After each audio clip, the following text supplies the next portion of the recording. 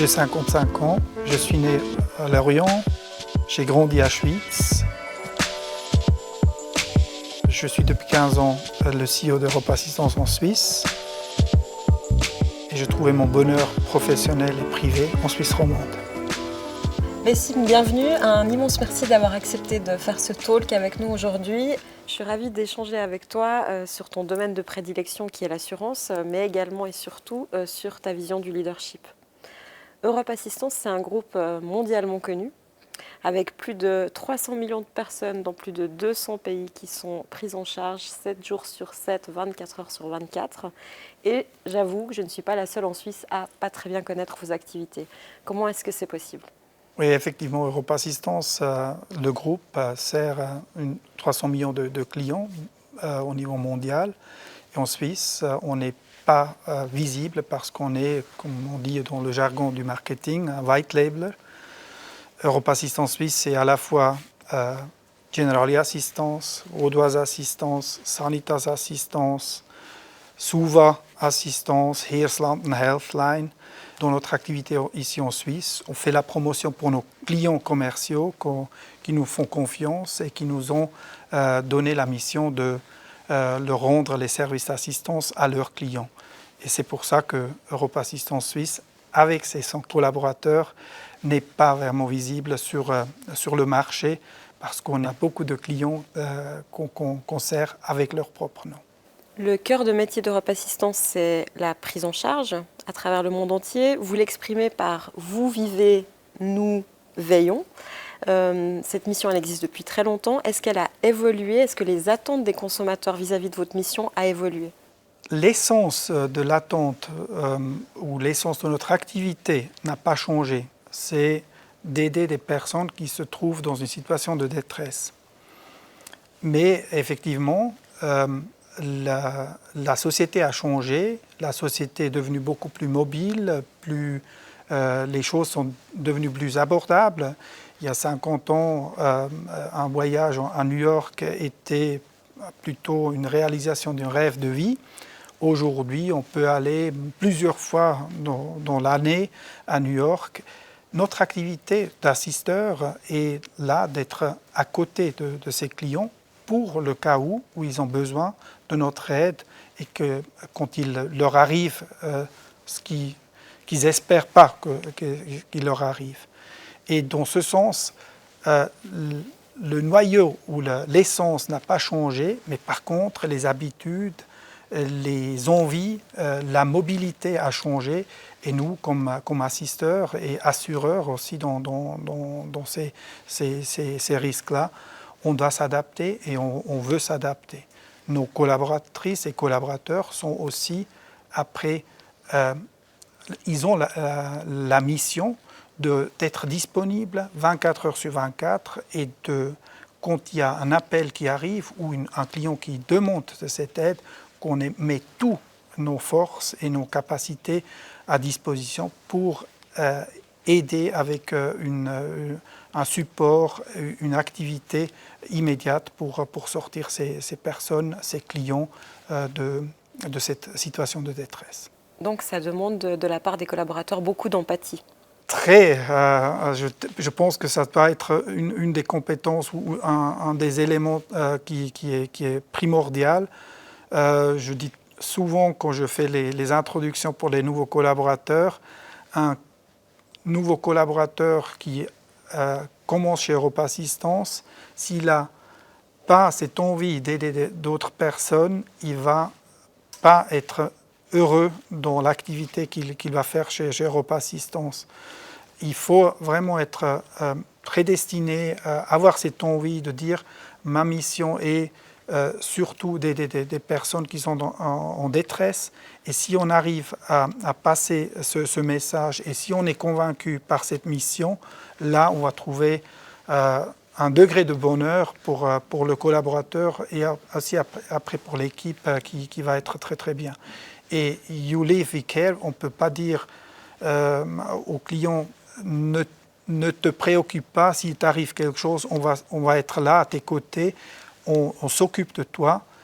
Là, si on n'est pas prêt, après de vraiment s'occuper du client, on n'est pas au bon endroit. Et ce qui est après aussi une mission pour nous, comment sensibiliser nos collaborateurs, comment les former pour que dans le moment qui est crucial pour un client, souvent on vit ça juste une fois dans sa vie, une situation où on doit se faire rapatrier ou un accident qui arrive comme malheur. Pour nous, comme collaborateurs, on doit prendre ça vraiment comme un événement unique pour le client et faire en sorte qu'on arrive à aider avec toutes nos forces pour résoudre ces problématiques que le client a. Donc, des collaborateurs qui doivent s'occuper de clients, par effet ricochet, j'imagine qu'on a une entreprise Europe Assistance qui doit prendre, elle aussi, soin de ses collaborateurs. Comment ça se traduit au quotidien dans tes fonctions de CEO pour prendre soin de tes collaborateurs? Oui, évidemment, c'est quelque chose, on ne peut pas demander de nos collaborateurs d'être prêts et d'aider des clients qui ont besoin de notre aide si on ne vit ça pas aussi comme culture dans l'entreprise. Notre attribut pour la marque, c'est le We Care, You Live, We Care. Et je crois qu'on fait tous, moi y compris, on regarde qu'on arrive à vivre ces attributs. D'être là pour nos collaborateurs, c'est important qu'on s'occupe d'être aussi disponible quand ils ont besoin de discuter et pour aussi les aider aussi pour leur développement personnel. Et après, tout ça, c'est après une conséquence qu'on arrive après encore mieux servir nos clients. Et je suis effectivement d'accord avec ta remarque, il faut vivre le We Care aussi au sein de l'entreprise et s'occuper et être disponible pour les collaborateurs. Et ça se traduit comment concrètement dans tes fonctions de CEO de t'occuper de tes collaborateurs? D'abord, on essaye de souder un esprit d'équipe où on fait beaucoup de choses ensemble.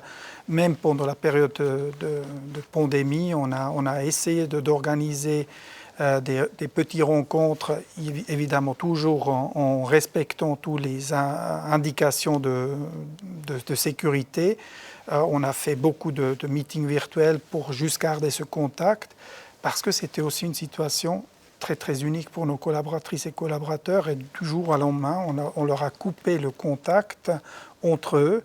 Ces contacts sociaux sont primordiaux pour aussi notre travail, parce que c'est une interaction, un travail d'équipe. Un service H24 ne peut pas se faire tout seul. On ne peut pas travailler 24 heures sur 24, et c'était important de garder ces liens. Et après, évidemment, d'être disponible. Si les collaboratrices et collaborateurs ont besoin d'aide, qu'on est aussi là pour eux et qu'on a cette écoute et ce temps qu'on leur accorde. Tu l'as dit, du jour au lendemain, les gens se sont retrouvés à la maison.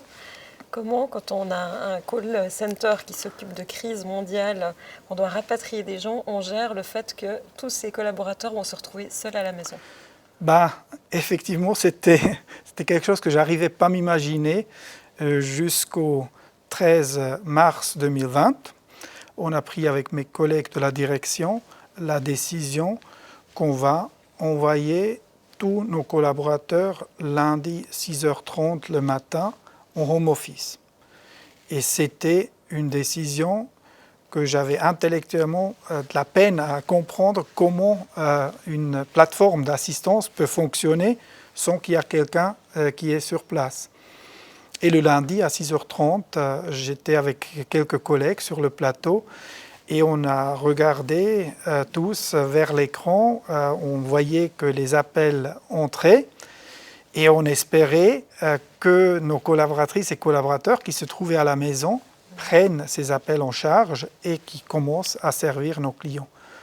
Ça a pris une certaine nervosité, mais cette nervosité s'est calmée assez vite parce qu'on voyait que notre système fonctionnait et que nos collaboratrices et collaborateurs étaient sur place en home office et servaient nos clients qui avaient besoin d'aide.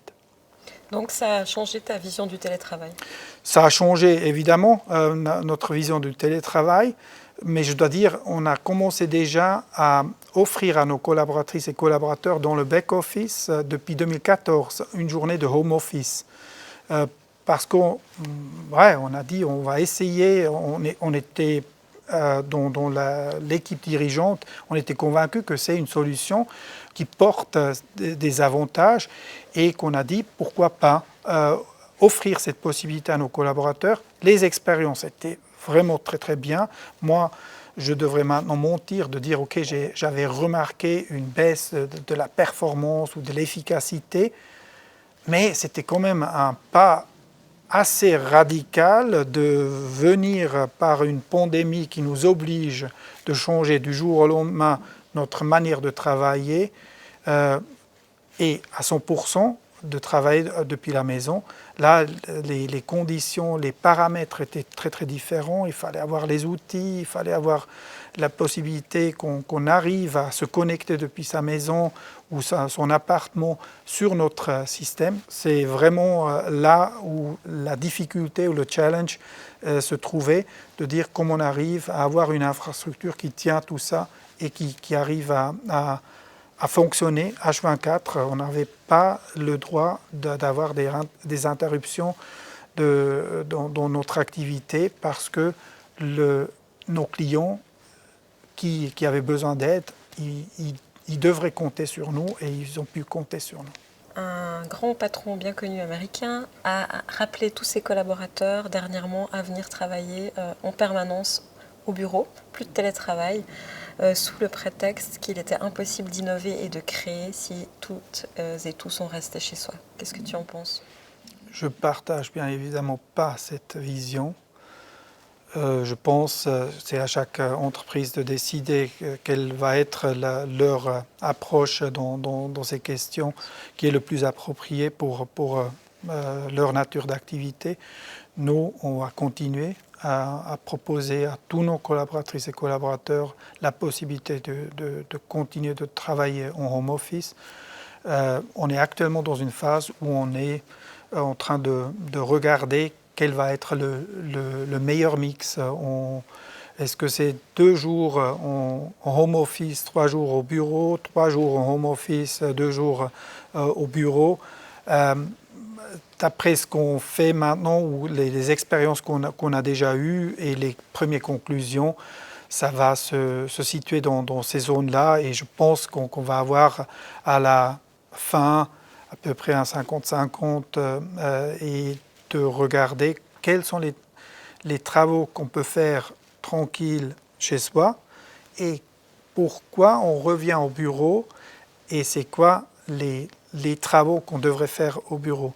De faire toute la journée des séances Teams au bureau a une valeur ajoutée très très limitée.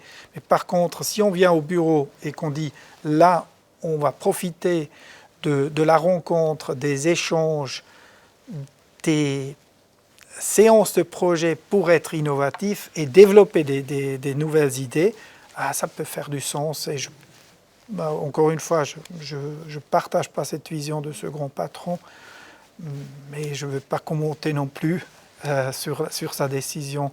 Nous, on a une autre vision et on va continuer avec un home office qui est assez conséquent. Maintenant, j'aimerais aborder avec toi la durabilité d'un point de vue du leadership. C'est quoi un leadership durable, ton leadership durable ? Le leadership durable, c'est d'abord d'être authentique et de regarder comment on peut passer ces valeurs de l'entreprise, mais aussi les valeurs du leader à son équipe pour créer quelque chose en commun et qu'on arrive à développer. Et si je regarde les attributs de la marque Europa Assistance, oui, comme équipe, le oui pour l'équipe, caring, available, reliable, easy to work with, c'est ce que j'essaye dans mon quotidien de vivre aussi comme leader, d'être cet exemple, de regarder que je suis disponible pour les besoins de mes collaboratrices et collaborateurs et de faire en sorte qu'on arrive à se développer et et évoluer comme équipe pour le bien de l'entreprise et pour le bien de nous-mêmes aussi, pour regarder comment on arrive à se développer aussi personnellement au sein de cette équipe. Et après, il faut, comme je dis, il faut être authentique.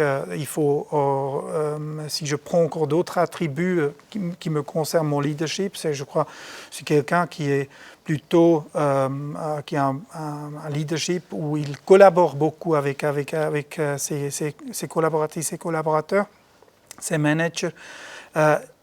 C'est un partenariat aussi envers de nos clients. C'est pas une situation où je dis, voilà, il me paye, alors je lui fournis ces choses-là. Moi, je cherche dans mon approche de leadership aussi des partenariats de longue durée, qu'on peut construire ensemble quelque chose qui fait du sens et qu'on peut grandir après ensemble. Et ça, c'est à l'intérieur, mais aussi avec nos partenaires extérieurs que j'essaye d'amener ça dans mon rôle de leader au sein d'Europe Assistance. Le leadership durable, c'est aussi la dimension sociale. Comment est-ce que tu la vois d'un point de vue diversité et inclusion au sein d'Europe Assistance? Déjà, mon background, je m'appelle Besi Makinchi, ce n'est pas un nom très suisse. J'ai grandi à Lorient et j'ai vécu aussi pas mal de situations dans ma vie privée et professionnelle qui ont enrichi aussi mon expérience comme leader. Et j'essaye naturellement aussi de faire ça aussi dans mon rôle de leader. On a au sein d'Europe Assistance une multitude de différentes cultures qui sont sur une surface très limitée. Je pense que toute l'Europe est bien représentée. Quelques régions de l'Afrique sont aussi bien représentées. Orient, ailleurs aussi. Moi, je suis quelqu'un qui est convaincu que la diversité, c'est une richesse pour une entreprise et c'est une richesse qu'on peut bien amener dans le développement d'une entreprise. Et si on est convaincu de ça, il faut après essayer de vivre cette philosophie et de vraiment faire en sorte qu'on inclut tous ces différentes couleurs qui amènent après de la fraîcheur et de la dynamique dans une entreprise. Et j'espère que mes collaboratrices et collaborateurs vont juger ça positif, que ce qu'on fait et qu'on arrive à vraiment bien vivre cette diversité au sein d'Europe Assistance. Empathie, diversité, inclusion, durabilité. Merci pour ce très bel exemple de leadership durable et à bientôt. Merci à toi pour la discussion.